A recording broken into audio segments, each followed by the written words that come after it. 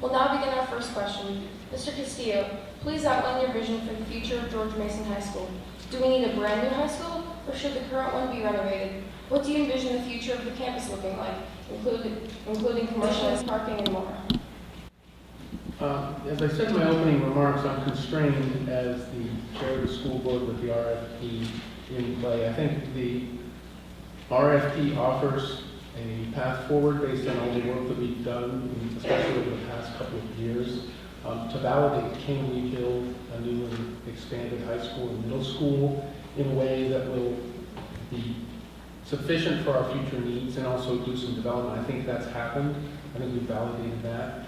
And now the question is, what will developers devise as projects? And I think we have to wait and see. I'm very optimistic. I think this will be the opportunity to recapitalize our city and to create a strong path forward that I think will really assure for coming generations viability of Falls Church, and not just students, but everyone in the city. Thank you, Mr. Castillo. Ms. Gill, would you like us to reread the question? No, thank you. Okay. So I also touched on this in my opening. So I gave a little bit of a introduction on what I'd like to see happen here. I'd like our classrooms to be more open. I'd like to see our kids be able to work in classrooms where we can move the desks around and have different configurations for learning. Recognizing that not all students learn well in they refer to it this past weekend in the visioning as a stage on the stage, where there's someone in front of the room lecturing to you. Of course, we need to work with our teachers because we're asking them to teach in a different way if we change the way our classrooms are structured. With regards to commercialization, I would like to see us not have to commercialize as much of the space as we can. I'd like to see us retain as much green space as we can. On the other hand, we need to pay for a school. So we have to balance the competing priorities of, we don't want to raise our taxes too much, we need a new high school, how are we going to pay for that? I'd like to see whatever we do here commercially be something that's congruent with a high school. So whether that's a tech company that comes in and builds a satellite campus here so that our students can go work at that company and they can learn from them, that would be great. It'd be nice to have something like a sports complex here, but it's not up to us, it's whatever the developers bring us. And I would like to see parking. I'd like to see mobility for all modes. I'd like people to have ways to get here safely, whether that's by bike, foot, or in a car. Thank you, Ms. Gill. Mr. Kay, would you like us to repeat the question? I'm good to go. I guess the best thing is, I mentioned in my opening statements, we need to figure out our needs. What do we actually need? And what is best for the students and teachers? What type of environment do we want to have going forward? That has to be done. I don't believe we've done that in a very good way. We need to get back to the basics. I mentioned we need the value overlay. We're talking about all these deals, but we don't know even the value. We need to know how much it costs to build a new school. So once again, we have the information. For example, I work at a DoD think tank. The Pentagon often comes to us and say, hey, we want to build a new fighter jet. The contractors say it's going to cost this much, and they ask my organization, say, hey, tell us the real cost based on your analytical abilities. So I think we need to do that. The current proposal going forward is a public-private partnership. I oppose it. They're secretive. You will never know the financial details behind a public-private partnership. Washington Post just did a big article with something on PPPs. They haven't worked too well for the Commonwealth of Virginia. So I think this is valuable land, we need to use it, we need to commercialize it, but how we do it, how we develop it, we have to think of the character of the city of Falls Church too. Do we want this to be another Tyson Street, or do we want to retain the certain small town charm and size of our schools that we have right now? We need to decide that. That's a value question. We decide that as a community. Thank you. Thank you, Mr. Kay. Ms. Kutcher? Would you read the question so I can answer it? Please outline your vision for the future of George Mason High School. Do we need a brand new high school, or should the current one be renovated? What do you envision the future of the campus looking like, including commercialization, parking, and more? I guess what I want to say mostly speaks to the process of all of that. I'm very concerned how quickly this process is moving forward. I think there's a lot more conversations that we need to have.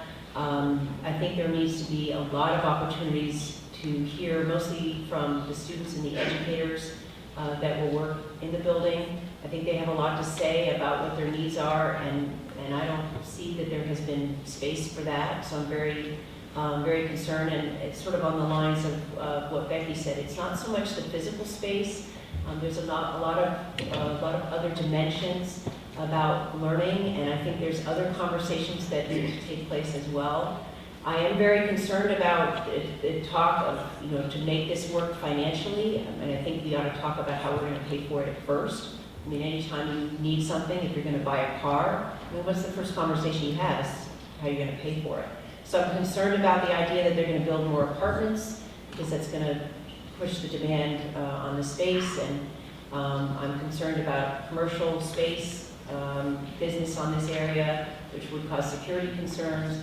So I actually, moving forward, I just seem to have more questions than answers, and I would like to do more listening to the educators that will be using the space. Thank you, Ms. Bickman. Mr. Radcliffe, would you like us to repeat the question?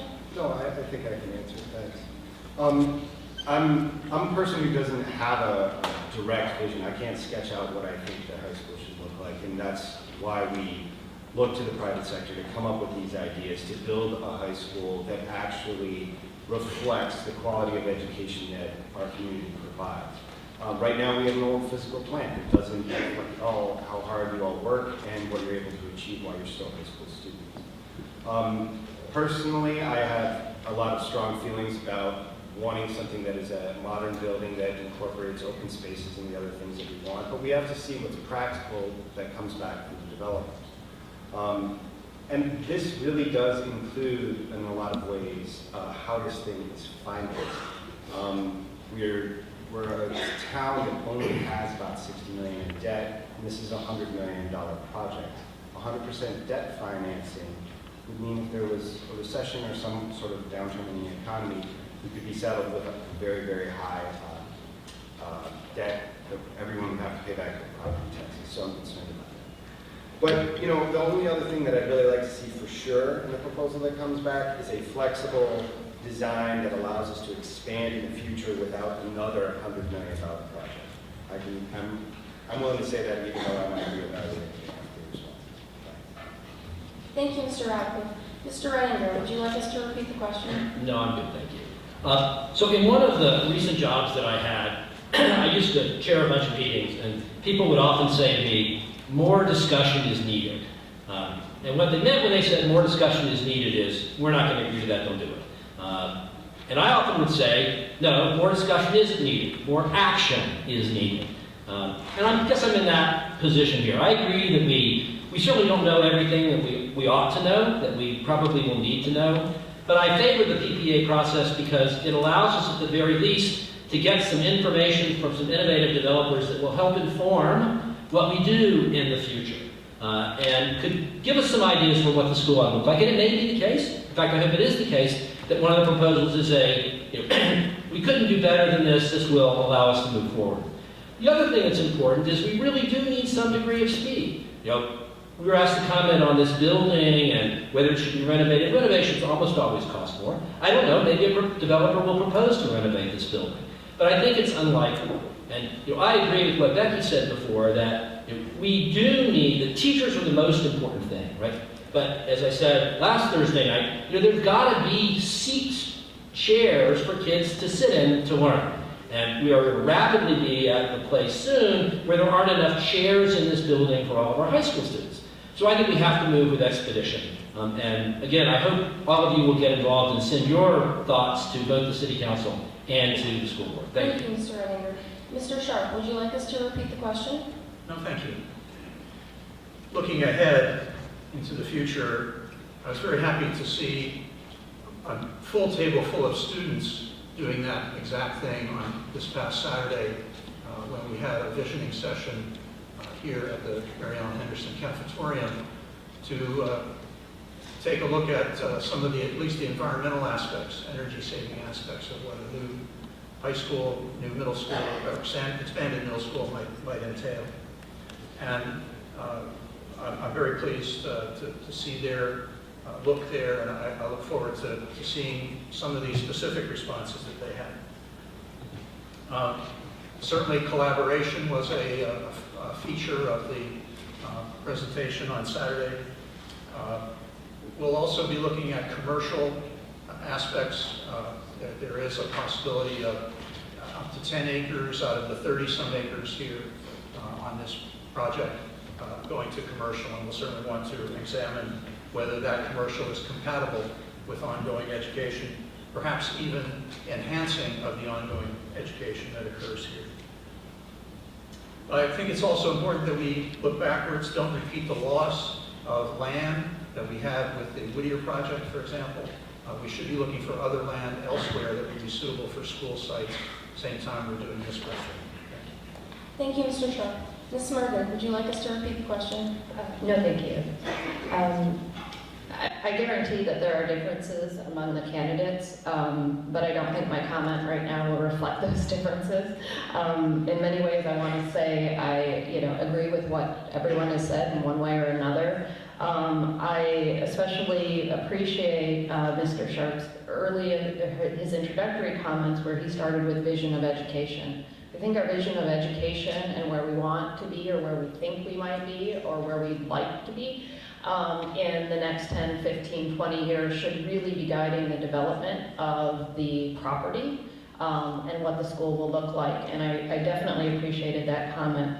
In terms of commercialization, quite honestly, I was going to say something quite similar to what Ms. Gill said, and that is, I think that if we can bring some sense of commercialization that is tied into a program that is part of a career readiness feature of the school, then I think it makes really good sense, and it's a very strategic plan. Finally, the visioning meetings I think have been fabulous. The most recent, I think, was had both teachers and students involved in a big way, and I think that it was a very nice community building effort. And I certainly appreciated all of the ideas and dreams. We just need to figure out, can we do it and can we pay for it? Thank you.